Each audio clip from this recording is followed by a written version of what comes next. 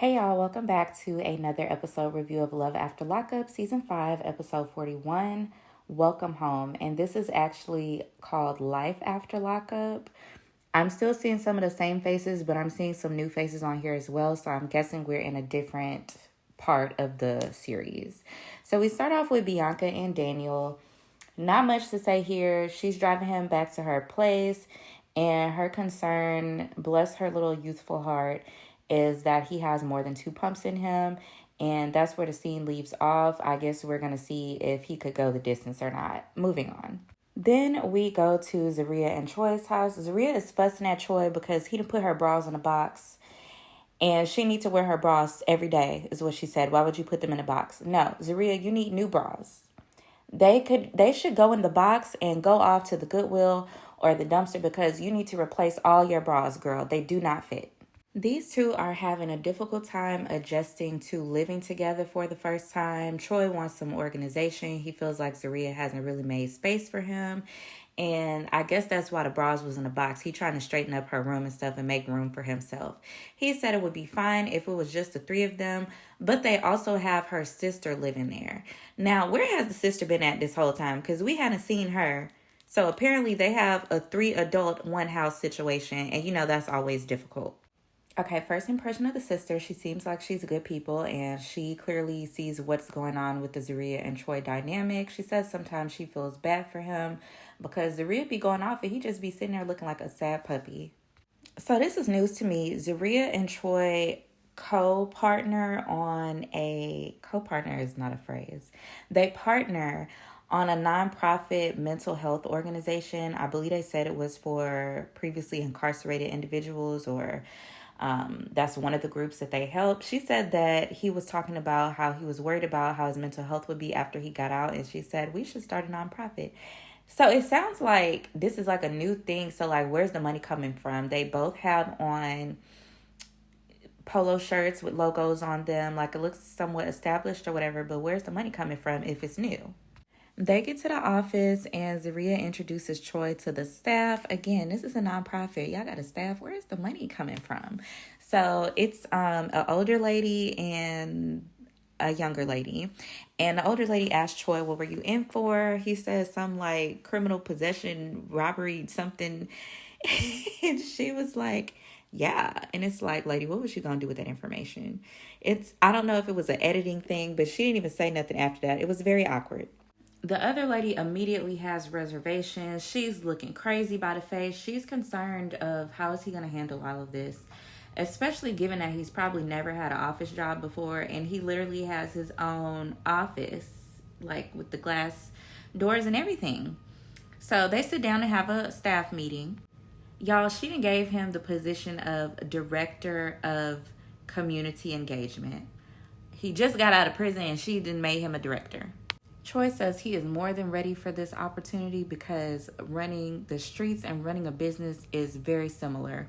He said when you run the streets, you need somebody to do paperwork, you need somebody to answer the phone, and it's just like being in an office environment.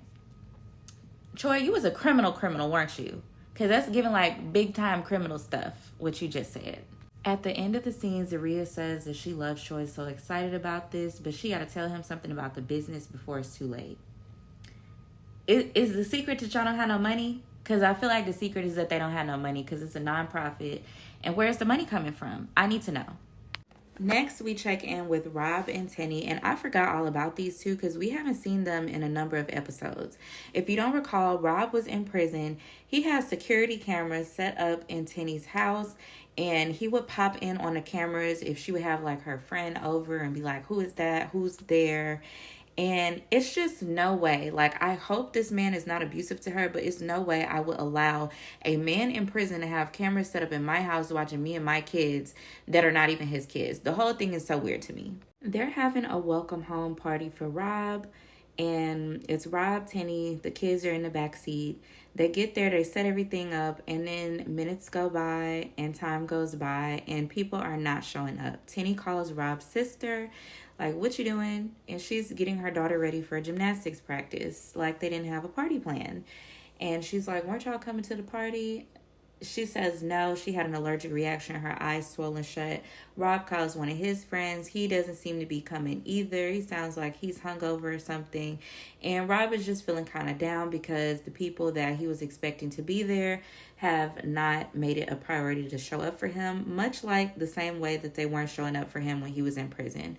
So I could understand how that could be disappointing. When his mom pulls up, though, his face lights up and Tinny's face goes the opposite direction because, if you recall, they did not get along. Tinny and Rob's mom don't seem to really care for each other, so you already know this is about to be an interesting little interaction. Now we're at the doctor's office with Justine and Michael. Forgot about these two also. Haven't seen them in forever, and they are having another baby. They're at the doctor's office with the baby they just had, and Justine looked like she about ready to pop out another one. Michael has put on a few pounds, but he still looks good. They bought a house, moved to Vegas, he said, and he has a day job at a moving company, and the house is really nice, but they spent too much money. Michael says this is child number 9 for him. Why Michael felt like he needed to have 9 children, I'm not sure. Now, they seem like they're not doing too bad financially, but that is so many people to be responsible for. Pauline, how many children do you have? 3. You're expecting another one? Yes. How old are you? 21. You have enough children, Pauline? Yes. Did anybody ever tell you that? Yes. Who else told you that? Everybody. So add my voice to the rest of the pack. You have enough children, there are other things to do in your spare time. Anyway, so Justine and Michael are keeping this pregnancy kind of private from their family because they don't want to hear any negative words. Now, this is Justine's 5th pregnancy. And because she had a C-section before, she's going to have to do a C-section again. And her doctors are warning her that this is a very high-risk pregnancy because of the number of babies that she's already had. And they're informing her of all the risks that she is taking by having this baby. Obviously, she is far enough along that, she's going to have it. But it's going to be very risky for her. And I feel like during this conversation, the doctors were talking to children because had I known these risks, it's no way I would have got pregnant again. The doctors are telling her that she should consider getting some type of permanent birth control, such as getting her tubes tied. And of course, another option is for Michael to get a vasectomy. And he's like, well, I don't want stuff not working the way it's supposed to work. Why? You're the one that already has 9 kids. So why does it need to work anymore? Or what do you need it for? And I just think that reaction is so childish while you're standing there listening to the doctors tell your wife that she literally can die from this pregnancy. They're asking her if she has a will in place and telling her that she should get one done because it's possible that she could even have life-threatening effects from having this baby. And yeah, this whole scene was just so strange to me. The doctors were talking to children. Michael and Justine are being absolute children, and I was not here for it. Brittany and Key-Rock, another couple that I forgot about because it's been so many months since we've seen them. If you remember, Brittany was in like some type of beauty or cosmetology school. She is an ex-con, and Key-Rock was the one that was still in prison. He's trans, so he was born a woman and has transitioned to a man. And he looks handsome as a man, might I add. And they are moving to Houston. I believe they were in Virginia, and not only are the two of them moving to Houston, Key-Rock's mom and brother are coming as well. While they're getting their oil change, because before you hit the road for a road trip, you go get your oil changed. Key-Rock gets a call from the parole office, and they tell him that he did not get an approval to have a parole officer in Texas. They have not given him permission to travel in Texas, to relocate to Texas. I'm guessing he put the request in Virginia, and he just assumed that since Virginia said, okay, everything was going to be fine with Texas, and Texas said no. I don't know why he didn't have all of this squared away before making plans to actually leave the state and move, but they're telling him that he can't move the day before he plans to move. And of course, they have already agreed to vacate their house, so now they're not going to have anywhere to go. So now we're checking with Kimberly and Joey. Kimberly is getting ready to have a yard sale. She is trying to come up with some funds so that her and Joey can buy a house for the kids. Now, okay, they're not married yet, so I think that's fine. But I would not be married to Joey and be purchasing a house that he would have rights to half of when he still hasn't gotten a job. I just wouldn't do it. She's saying that they need 15% to put for a down payment to buy a house. I just personally wouldn't be buying one with him. But that's her decision. Joey is dropping the kids off at school, and he has been really stepping into stepdad mode since he's been out of prison, which is the least he can do since he don't work. I'll say that's the least he can do, but I still don't think it's his responsibility. I think it is very weird to have a man that you just got into a relationship with driving your kids around the city. That's just me. I wouldn't be doing it, but whatever. Now, if you recall, Joey was uncertain, and Kimberly is uncertain as well because she's irresponsible, and that's why the two of them are together. They don't know if Kimberly's youngest child actually belongs to Joey or not because she was messing with her ex and she was messing with Joey at the same time back in 2018. So I guess the little boy would be about 6 years old. Now, at 6 years, you didn't think that it made sense for you to take a paternity test and find out who the baby belongs to. So Joey says he's always looking at the little boy, feeling like he looks like him, feeling like it might be his child, and he's taking it upon himself to go and buy a paternity test because he wants to know once and for all. And I think that that makes sense. I think he absolutely should find out. We're back at the doctor's office with Justine and Michael, and I'm going to put this picture right here so y'all can see how concerned these doctors were when they were talking to the two of these people that did not think it through before they got pregnant again. Justine is asking, like, how easy should I be taking it? Like, I'm really tired. I think she said she was 35 years old. The doctor's like, you need to be concerned about resting if you're tired. Like, don't worry about doing dishes. Don't worry about cleaning your house. You really need to rest because you are very high risk. And the doctor also tells them that, Justine, you guys are married. If you feel like Michael's going to make the decisions you would want him to make, if you become incapacitated and can't speak for yourself, then that's fine. But if you think that he would make different decisions, you need to put in writing what you would want to do in the event of if you are, unable to survive in a certain way, would you like to not be resuscitated? And once they leave the doctor's office, Justine is telling Michael, like, if something like that happens, then I need you to be concerned about the baby. Don't sit there next to me. Go and do your job as a dad. And Michael's like, oh, I don't even want to hear that. I don't want to think about that right now. And Justine's like, too bad. You have to. And I think that men don't really think about how dangerous it is for a woman to have a baby. And clearly these two didn't think about how dangerous it would be for Justine in particular to have a baby. She was supposed to wait at least 2 years before becoming pregnant again after having her last C-section. You can see the baby that they got with them is not 2 years old, so she didn't do what she was supposed to do. And I remember, I've only had 2 C-sections, but I remember after the last time I had one, I was talking to my doctor and I asked, how long am I supposed to wait before I have another baby? I didn't end up having another baby. I probably won't. And the doctor said you need to wait at least 2 years to give your body time to heal. It is a major surgery going through multiple layers of your body. So why would you pop a baby out and then just turn around and get pregnant again? These doctors were very concerned for them.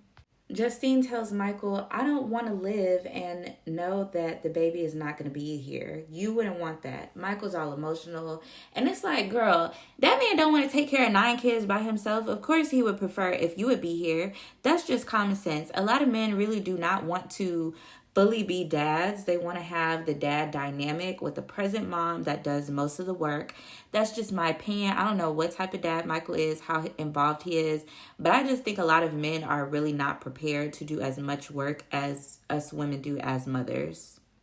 Back to Brittany and Key-Rock. Key-Rock is still outside on the phone with the parole office guy. And he's like, I packed my family up. We're supposed to be leaving tomorrow. And the parole person is like, I don't know that you should have made all of these plans without having the approval. Well, why wouldn't I? Why wouldn't I? Why wouldn't it get approved? Oh, my goodness. Personal accountability is a lost art because why would you? Why would you make the plans if you didn't have all your paperwork in order? This is a you problem. The person on the phone tells Key Rock that they are going to put in an appeal, but it could take up to 30 days for them to hear back. It's not a definite no. They might say yes after 30 days, and they might say no after 30 days. Now, the issue is probably that Brittany and Key Rock are both felons. And since they are putting in a transfer together, then maybe they're being looked at in a judgmental way. Key Rock's like, well, Virginia has no problem with us leaving, but Texas is the one that has the issue. Well, of course. Why would a state be upset that criminals are leaving the state and moving somewhere else? And why wouldn't Texas be a little bit cautious about allowing criminals into their state? The probation officer tells them that he could provide them with a government-funded I think hotel for 30 days. And Key Rock's like, I don't know, it's probably gonna be like raggedy. And Brittany's like, we gotta do what we gotta do. Like, let's just see if it's livable. This is what we need to do for 30 days. So that's probably what they're gonna end up doing. Back to Brittany and Daniel. They're getting ready to make breakfast. I'm assuming everything went fine the previous night. Brittany does say that Daniel is a bit skinnier than she thought that he would be, and he catfished her. He's a large man. She probably just prefers a huskier man. Brittany, if you do your job and feed the man, then maybe he might gain a little bit of weight. He just got out of prison. Give him a break. And I spoke too soon, y'all, because the confessionals of these two talking about how the intimacy was the previous night is hilarious. They're going back and forth. And the two of them have completely different accounts of what happened. Is the boy named Daniel? Is it? I just said his name. I don't remember. I think it's Daniel. Daniel asked Brittany, how was I? You know, it's been 5 years. How did I do? She says, it was good. You were good. In the confessionals, it's a whole different story. She said that he just wanted to stick it in. It could have been better. And he had a good old time. He really enjoyed himself. He says he melted into her. They were having two different experiences.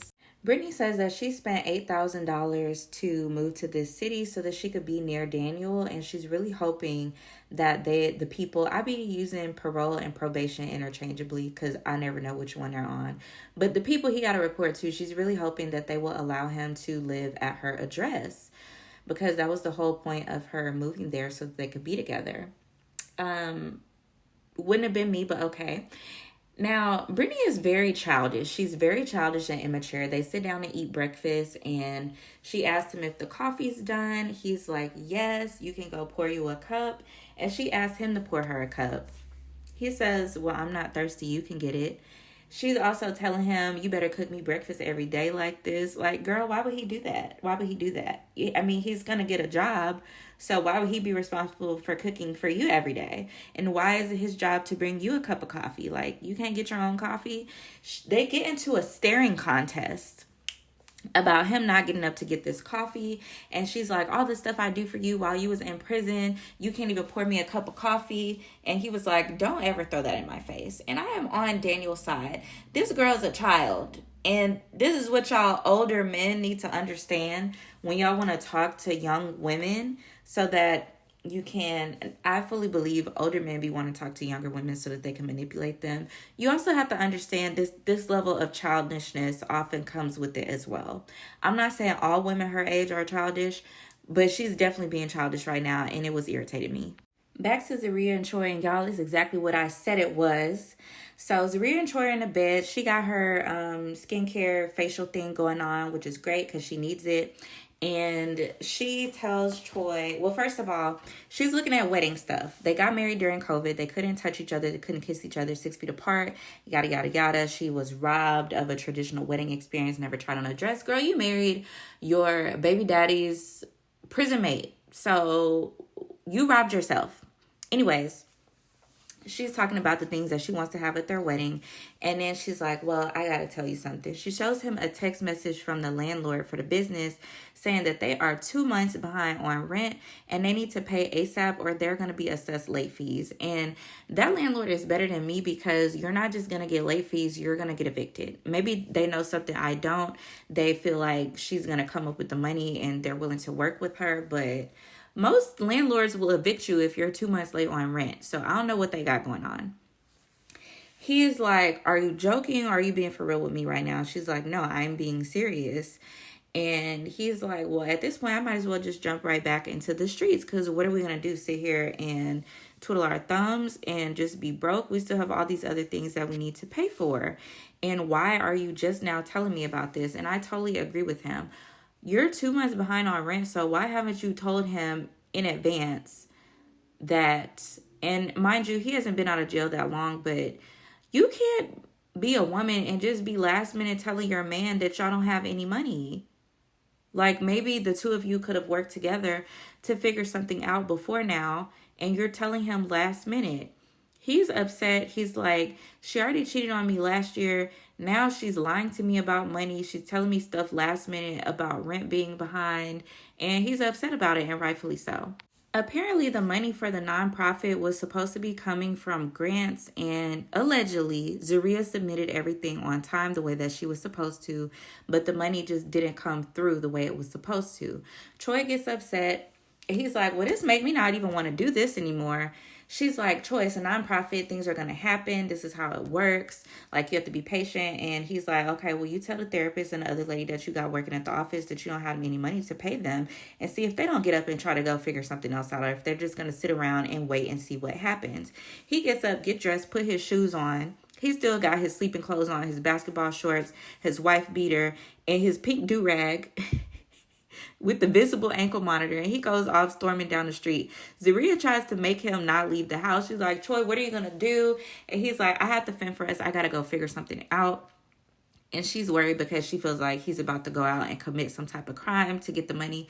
Girl, he is not going to commit any crimes with that pink do-rag on. He's gonna go out and have a walk and try to clear his mind and think about what he can do. Now, of course, he is an ex-con, and you can be worried about what he's about to go do, but I honestly think Troy is just going to go take a walk and try to figure something out. I don't think he's going to go do any crime.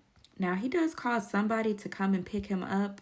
I don't know who it is yet, but he tells that person, we got to figure something out.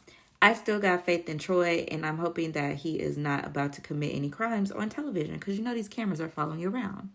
Now, it's really hard to only paint Joey as the villain in this story when Kim has a baby that is 6 years old, that she's been under the guise of, I know that this is my ex's, which I think, I just say ex-husband, but I don't think they got married, but the man that she had a life with, a marital style life with, she's been painting it like he's the dad, and then Joey could have been the dad. And now they are on television, on national television, swabbing her child's mouth to figure out if he has a different dad. And you cannot pay me enough money to embarrass my children on TV like this. Then they all get in the car as a family to go drop the DNA test in the mail so that they can wait on the results. It's a match made in hell. Back to Rob and Tenny. So the mom that showed up was actually Tenny's mom. And of course, when she realized it was her own mom, she was happy to see her. And Tenny's mom is asking, where is Rob's people at? She came because she thought she would be able to meet his mom and dad, and they haven't arrived yet. But finally, the mom walks in. Rob's mom walks in swinging her hair and shimmying like she's just a star of the show, and everybody was waiting on her. As soon as she sits down, she starts with the drama, asking Rob why has he been acting different towards her and what's changed. And then she says that she's going to be there when Tenny is not there. Rob's trying to tell her, I just got out of prison after a really, really long time. It's a lot for me to navigate, and I have a family here now. And his mother does not seem to like that. Tenny takes offense to the fact that she says, I'm going to be here when Tenny's not. And I would too if I was married to somebody, because what you mean when I'm not? We've already gotten married, so I'm going to be here. Tenny says, I'm finna get me a drink. She gets up and walks away. Rob's mom says, okay, bye, have a good day. And then that just set her off. She turned back around. She popped in Rob's mom's face and said, man, what is your problem with me? Rob's mom gets up and tries to get in her face. And then Rob kind of steps in front of Tenny trying to break it up. And Tenny takes her hand and mushes his mom in the face, and then all hell broke loose after that. They're trying to mush each other in the face. They're trying to swing at each other. Rob is steady in the middle, and Tenny is pushing him back. Like, she is going at his mom like she could take him herself. The desperation in that man's voice, the way he was saying, Mama, And the way Tenny, like, he literally fell, they both fell over. Rob and his mama fell over. I think Tenny was on top of them. And the family was sitting at the table off to the side. I don't know if, like, they were chilling because they knew Tenny had it, or if the way it was edited, that was them reacting to the argument and then they jumped up.